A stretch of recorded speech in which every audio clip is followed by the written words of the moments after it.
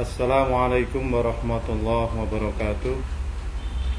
Selamat pagi anak-anak dan salam sejahtera untuk kita semua. Selamat bertemu kembali dalam mata pelajaran ekonomi di kelas 11. Dan saya ucapkan selamat juga kepada kalian yang telah naik di kelas 11 ini. Ya. Anak-anak sekalian, pada materi ekonomi kelas 11 ini pada semester 1 akan kita bahas beberapa pokok bahasan. Yang pertama adalah pada bab 1 kita bicara tentang pendapatan nasional. Kemudian bab 2 nanti kita akan bicarakan tentang pertumbuhan ekonomi dan pembangunan ekonomi. Bab 3 permasalahan ketenaga kerjaan dalam pembangunan ekonomi. Bab 4 indeks harga dan inflasi. Dan bab 5 kebijakan moneter dan kebijakan fiskal. Jadi pada semester 1 ini kita akan bicarakan sebanyak 5 bab. Oke, langsung saja kita mulai anak-anak materinya.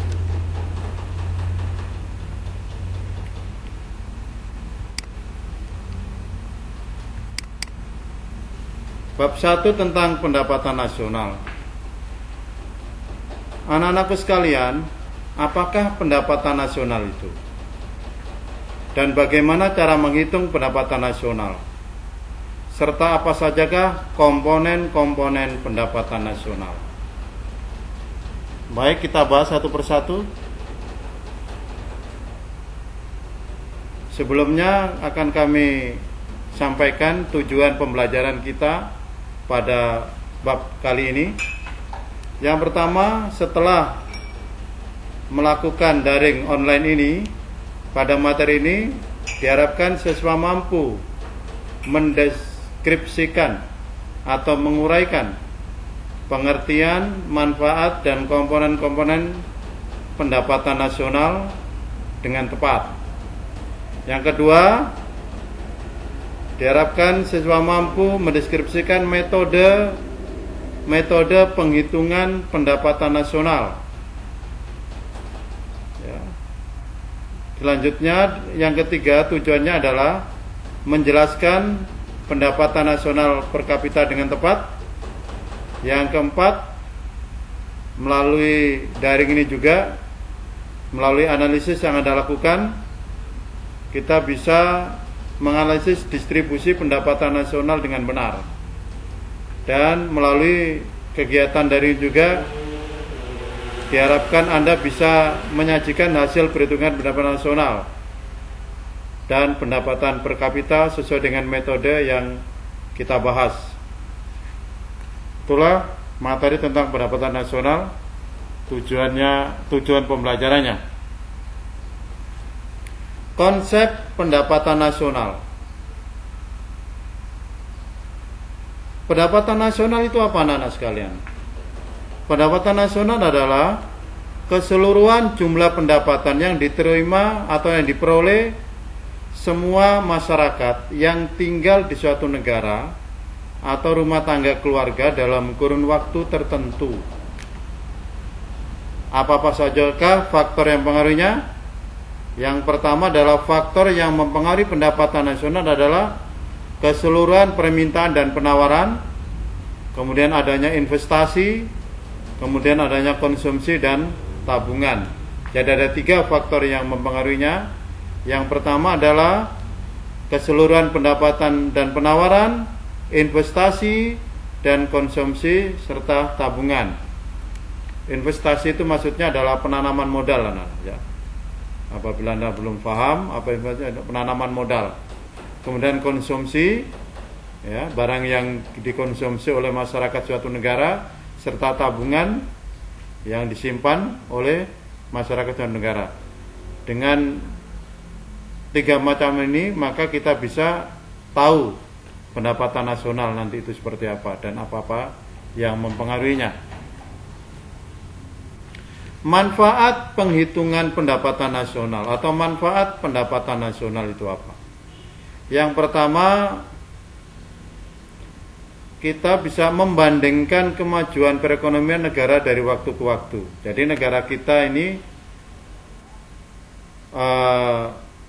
pendapatannya seperti apa, kita bisa bandingkan ya, dari waktu ke waktu, dari tahun sebelumnya sekarang, dari sebelumnya lagi ke tahun berikutnya, begitu dan seterusnya. Jadi kita bisa membandingkan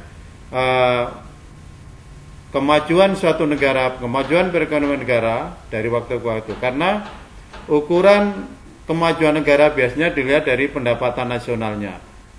Kalau negara itu punya pendapatan nasional kecil, biasanya termasuk negara yang dikatakan kurang maju atau tidak maju. Ya. Sebaliknya pula jika suatu negara itu mempunyai pendapatan yang besar, maka dikatakan negara itu maju. Dari pendapatan nasional juga nanti akan kita peroleh pendapatan per kapita. Itu juga sebagai ukuran kemakmuran suatu negara. Ya, karena apa? Karena pendapatan per kapita adalah pendapatan nasional dibagi jumlah penduduk suatu negara. Sehingga kita tahu setiap negara di dalam satu negara itu setiap penduduknya punya pendapatan rata-rata berapa. Itu nanti jadi ukuran dan perbandingan kemakmuran antar suatu negara. Ya, Indonesia dengan Malaysia, Indonesia dengan Singapura, Indonesia dengan Cina, dengan Amerika dan seterusnya. Ya, kita bisa ukur. Ya. Kemudian yang kedua, manfaatnya adalah menilai kinerja ekonomi suatu bangsa. Untuk mengukur kinerja ekonomi suatu bangsa itu nanti dilihat dari penghitungan pendapatan nasional. Kalau pendapatan nasionalnya itu rendah, ya, berarti kinerja tim ekonomi suatu negara, ya, mulai dari kementeriannya sampai pelaksana di perusahaan-perusahaan negara, itu berarti kinerjanya belum maksimal atau dikatakan tidak baik karena pendapatan nasionalnya rendah. Kemudian sebagai pedoman merumuskan kebijakan pemerintah. Pendapatan nasional itu juga bisa dijadikan sebagai pedoman merumuskan kebijakan. Suatu contoh saat ini, ketika kita terjadi COVID-19 yang melanda negara kita dan negara-negara yang lain, dikatakan ini adalah musibah global yang bukan hanya negara kita tapi juga negara lain, anak-anak sekalian. Maka musibah ini memerlukan banyak biaya. Bahkan pemerintah sudah menggelontorkan berapa triliun rupiah ya untuk mengatasi masalah ini. Sedangkan pemasukan atau pendapatan nasionalnya itu pemasukannya rendah. Sehingga dikhawatirkan pendapatan nasional juga ikut rendah. Nah, ini pemerintah juga akan merumuskan kebijakan-kebijakan baru di bidang keuangan. Oleh karena itu, dengan adanya pendapatan nasional, pemerintah bisa merumuskan kebijakan-kebijakan pemerintah di bidang ekonomi. Selanjutnya, manfaatnya adalah mengetahui dan menelaah susunan dan struktur perekonomian. Dengan adanya pendapatan nasional, kita akan tahu bahwa negara kita itu pada struktur perekonomian yang apa. Karena ada beberapa struktur perekonomian anak-anak, mulai dari struktur perekonomian agraris, industri, jasa, dagang, dan lain sebagainya. Ya. Kalau pendapatan itu banyak diperoleh dari agraris, berarti struktur ekonomi kita adalah ekonomi agraris. Kalau pendapatan nasional itu banyak diperoleh dari dagang, ya, maka struktur ekonomi adalah industri atau perdagangan. Kalau banyak dari industri, demikian pula itu, maka perekonomian kita juga dikatakan strukturnya adalah struktur industri. Jasa begitu pula. Oleh karena itu anak-anak sekalian, dengan pendapatan nasional kita akan mengetahui susunan dan struktur perekonomian negara kita. Selanjutnya dengan adanya manfaat pendapatan nasional, ya, dengan pendapatan nasional manfaatnya adalah kita bisa membandingkan antar daerah dan antar negara. Kita tahu bahwa negara kita mempunyai kekayaan alam yang berbeda. Nanti dari pendapatan nasional itu kita akan tahu bahwa sebagian besar pendapatan nasional itu diperoleh dari daerah mana, ya, dari daerah mana dan sektor apa, sehingga kita tahu bahwa perekonomian setiap daerah itu seperti apa, ya, berbeda-beda gitu ya. Selanjutnya manfaat dari pendapatan nasional adalah mengetahui pertumbuhan ekonomi dan pendapatan per kapita. Seperti saya jelaskan tadi bahwa pendapatan per kapita adalah pendapatan nasional yang dibagi jumlah penduduk suatu negara. Artinya apa?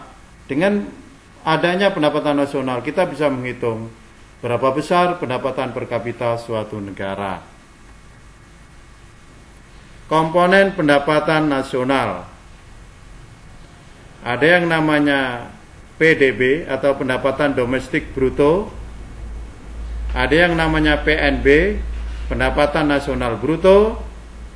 Ada yang namanya PNN, pendapatan nasional neto. PDB itu adalah menghitung nilai barang atau jasa suatu negara yang dihasilkan faktor-faktor produksi milik negara atau warga asing yang tinggal di negara tersebut. Artinya apa? Di dalam PDB ini semua penghasilan baik yang dihasilkan oleh warga negara kita sendiri maupun warga negara asing di dalam negara itu dihitung secara keseluruhan. Ya, jadi semua penghasilan baik dihasilkan oleh warga negara sendiri maupun asing dihitung secara keseluruhan. Itu PDB. Sedangkan PNB atau pendapatan nasional bruto itu adalah menjumlahkan nilai barang atau jasa yang dihasilkan faktor produksi milik warga negara yang tinggal di dalam suatu negara maupun yang berada di luar negeri, tidak termasuk orang-orang asing yang tinggal di negara tersebut. Artinya apa? Untuk menghitung pendapatan nasional bruto itu kita akan menghitung semua barang jasa yang dihasilkan oleh faktor produksi yang milik negara yang tinggal di dalam negara tersebut maupun yang berada di luar negeri. Orang asing yang menghasilkan negara tersebut tidak dihitung. Artinya apa? Semua penghasilan atau produk yang dijalankan oleh warga negara kita, baik dalam negeri maupun luar negeri, itu dihitung menjadi satu. Nanti dikurangi dengan penghasilan warga negara asing di dalam negara tersebut. Itu maksudnya. Jadi warga negara asing tidak masuk dalam hitungan pendapatan ini. Yang dihitung adalah semua warga negara kita yang ada di dalam negeri maupun di luar negeri. Yang penting warga negara tersebut. Ya, warga asing tidak dihitung. Kemudian ada pendapatan nasional neto, itu dihitung dengan cara pendapatan nasional bruto dikurangi dengan depresiasi. Depresiasi adalah penyusutan. Ya, penyusutan. Jadi berapa hasil pendapatan nasional bruto nanti dikurangi dengan depresiasinya atau penyusutannya. Kemudian masih lanjut tentang komponen pendapatan nasional, kita kenal juga adanya NNI atau Net National Income. Net National Income ini adalah cara menghitungnya adalah pendapatan nasional neto akan dikurangi dengan pajak langsung plus subsidi. Kalau negara itu memberi subsidi. Jadi pajak langsungnya berapa? Maaf, pendapatan nasional dikurangi dengan pajak tidak langsung atau PTL plus subsidi. Kalau negara itu memberikan subsidi. Oke. Kemudian ada PI atau personal income atau pendapatan perseorangan.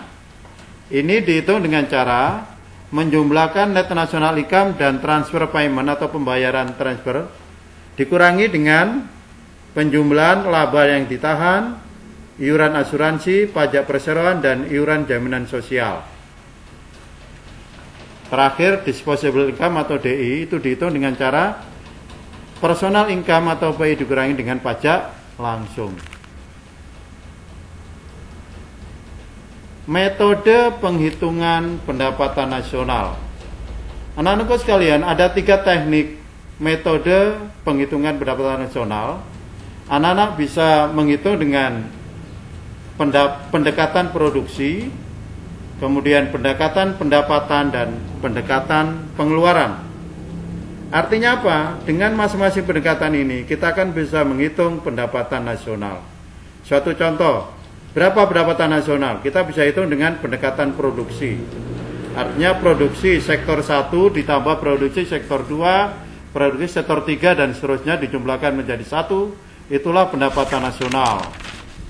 Sedangkan pendekatan pengeluaran, saya terangkan pengeluaran dulu karena itu lebih mudah. Itu dengan cara apa? Untuk menghitung pendapatan nasional kita bisa menghitung apa? Yang pertama adalah kita hitung, kita jumlah pengeluaran konsumsi masyarakat. Berapa konsumsi masyarakat itu? Kita tambahkan dengan investasi atau pengeluaran pemerintah ke perusahaan atau investasi perusahaan. Kemudian ditambah dengan pengeluaran pemerintah, ya, ditambah dengan pengurangan dari ekspor kurangi impor, X to M ekspor, M impor. Jadi dijumlahkan semua baru dikurangi impor, itu maksudnya. Kemudian bisa juga pendapatan nasional itu dihitung dengan pendekatan pendapatan. Itu dengan cara apa? Menghitung pendapatan nasional atau net income. National income bisa dihitung dengan apa? R plus W plus I plus P. R itu adalah rent. Rent itu sewa. Berapa sewa? Kemudian dijumlahkan dengan W. Wage itu upah. Kemudian dijumlahkan dengan I itu interest atau bunga. Dan dijumlahkan pula dengan P. P itu profit atau laba. Itu dijumlahkan menjadi 1. Itulah pendapatan nasional. Jadi anak-anak ada 3 pendekatan untuk menghitung pendapatan nasional. Oke. Sekarang pendapatan per kapita. Seperti yang saya jelaskan tadi anak-anak, bahwa pendapatan per kapita adalah pendapatan rata-rata penduduk suatu negara, atau dikatakan rata-rata pendapatan penduduk suatu negara pada periode tertentu dan dengan jumlah penduduk di negara tersebut. Atau bahasa mudahnya adalah pendapatan per kapita adalah pendapatan rata-rata penduduk. Dengan cara apa? Membagi jumlah pendapatan nasional dibagi dengan jumlah penduduk suatu negara. Atau dikatakan jumlah GNP, Gross National Product, dibagi dengan P, penduduk atau jumlah penduduk suatu negara. Gross National Product dibagi dengan jumlah penduduk suatu negara. Oke. Dengan aja ini nanti anak-anak bisa menghitung berapa pendapatan per kapita negara kita. Dan anak-anak juga bisa membandingkan. Dan ini saya memberikan tugas kepada anak sekalian supaya tahu berapa pendapatan per kapita kita. Kita bandingkan berapa besar pendapatan per kapita kita dengan pendapatan per kapita negara-negara penduduk Asia Tenggara. Tahun kemarin dan 2 tahun terakhir ya. Kalau tahun ini belum bisa, jadi berarti tahun 2018 dan 2019 Anda bisa cari pendapatan per kapita penduduk negara-negara di ASEAN. Lebih lagi Anda bisa mencari penduduk di Asia, ya. Kalau juga bisa mencari pendapatan per kapita penduduk dunia misalnya. Silakan Anda bisa cari.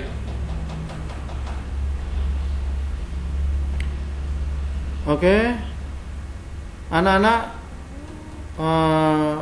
sebelumnya ini kita akan sampaikan tentang materi berikutnya, namun saya memberi kesempatan untuk berpikir.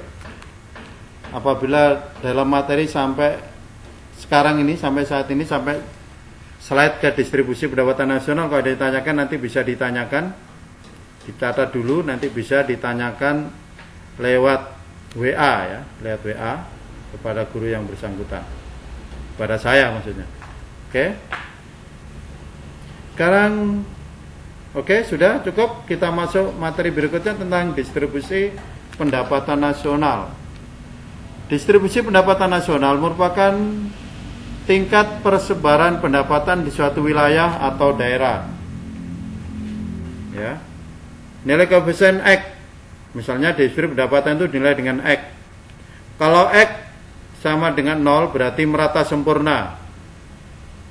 Artinya apa? Pendapatan itu merata. Kalau nanti 0 lebih kecil dari X lebih kecil dari 0,4 berarti tingkat ketimpangan rendah. Ya. Jadi karena di bawah X-nya lebih dari 0,4 ya. Tapi kalau 0,4 lebih kecil dari X lebih kecil dari 0,5, tingkat ketimpangannya sedang. Sedangkan kalau X 0,5 itu lebih kecil dari X lebih kecil dari 1, artinya X itu di atas 0,5 tapi lebih kecil dari 1, itu tingkat ketimpangannya tinggi. Tapi kalau X-nya sama dengan 1 berarti tidak merata sama sekali. Artinya apa? Pendapatan nasional itu mengelompok di daerah-daerah tertentu. Ya, artinya tidak ada penyebaran.